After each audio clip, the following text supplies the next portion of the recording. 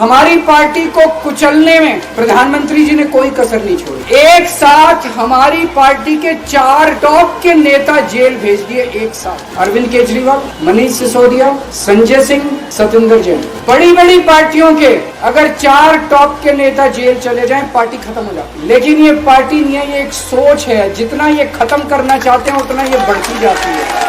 मोदी जी से जो भी मिलने जाता है सबसे पहले वो केजरीवाल की और आम आदमी पार्टी की 10 से 15 मिनट बात करते हैं। उनको कहते हैं कि आने वाले समय के अंदर आम आदमी पार्टी ही देश को भविष्य देने वाली है। इसीलिए वो चाहते हैं कि आज ही आम आदमी पार्टी को बढ़ने से रोका जाए, इनको कुचल दिया जाए।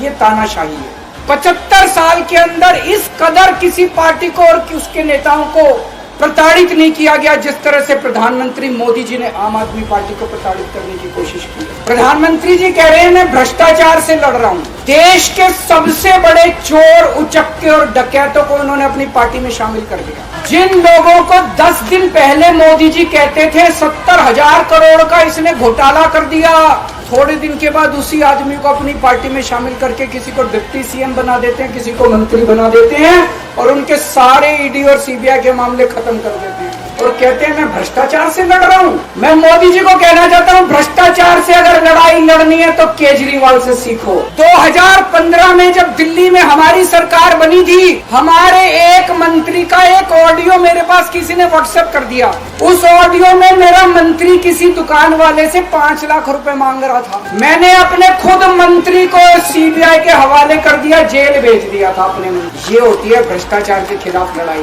केजरीवाल को क्यों गिरफ्तार किया? केजरीवाल को गिरफ्तार करके उन्होंने एक मैसेज दिया है सारे देश को कि अगर मैं केजरीवाल को गिरफ्तार कर सकता हूं तो किसी को भी गिरफ्तार कर सकता हूं। एक बेहद खतरनाक मिशन चालू किया हुआ है प्रधानमंत्री जी ने, बहुत ही खतरनाक। उस मिशन का नाम है वन नेशन वन लीडर। जितने विपक्ष के नेता हैं उनको जेल भेजेंगे और जितने बीजेपी के नेता हैं उनको सबको निपटा देंगे, उनकी राजनीति खत्म करते जाएंगे। अगर ये चुनाव जीत गए, मेरे से लिखवा लो एफिडेविट के ऊपर, थोड़े दिन के बाद ममता दीदी जेल में होंगी, तेजस्वी यादव जेल में होगा, स्टैलिन साहब जेल के अंदर होंगे, पिनरई विजयन जेल के अंदर होंगे, उद्धव ठाकरे जेल के अंदर होंगे, जितने विपक्ष के नेता ये सारे जेल के अंदर होंगे।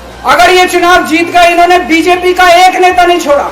आडवाणी जी की राजनीति खत्म कर दी इन्होंने, मुरली मनोहर जोशी की राजनीति खत्म कर दी, सुमित्रा महाजन की, शिवराज सिंह चौहान जिसने मध्य प्रदेश का चुनाव जीत के दिया इन लोगों ने, शिवराज सिंह चौहान ने उसको मुख्यमंत्री नहीं बनाया, उसकी राजनीति खत्म कर दी। वसुंधरा राजे की राजनीति खत्म कर दी इन्होंने, खट्टर साहब की राजनीति खत्म कर दी, डॉक्टर रमन सिंह की राजनीति खत्म कर दी। अब अगला किसका नंबर है? योगी आदित्यनाथ की राजनीति खत्म करेंगे, उनको भी निपटा देंगे। आज एक तानाशाह इस देश से जनतंत्र खत्म करना चाहता है।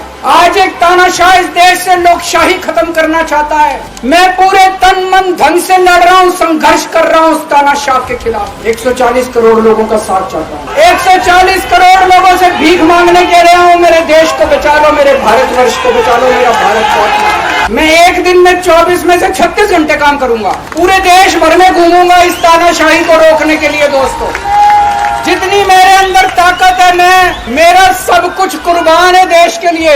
मेरा तन मन धन सब कुछ कुर्बान है मेरे देश के लिए। मेरे खून का एक एक कतरा मेरे देश के लिए, मेरे शरीर का एक एक कतरा, मेरी जिंदगी का एक एक पल मेरे देश के लिए। मेरे देश को बचाने के लिए मैं पूरे देश में जाऊंगा। मेरा अपना आकलन है कि 4 जून के बाद इनकी सरकार नहीं बन रही, मोदी सरकार नहीं बन रही है। केंद्र में इंडिया गठबंधन की सरकार बन रही है। आम आदमी पार्टी उस सरकार का हिस्सा होगी। दिल्ली को पूर्ण राज्य दिलाएंगे। दिल्ली का एलजी लोगों का एलजी होगा, दिल्ली का एलजी दिल्ली वालों का एलजी होगा। गुजरात से आया हुआ अभी। दोस्तों, केजरीवाल को कभी किसी पद का लालच नहीं हुआ। मैं आप मंत्री, मुख्यमंत्री, प्रधानमंत्री ये सब बनने नहीं आया। आज मैं अगर दिल्ली की जेल के अंदर रह के दिल्ली की जेल से इस्तीफा नहीं दे रहा, वो इस तानाशाही के खिलाफ संघर्ष कर रहा हूं, इसको समझ लेना।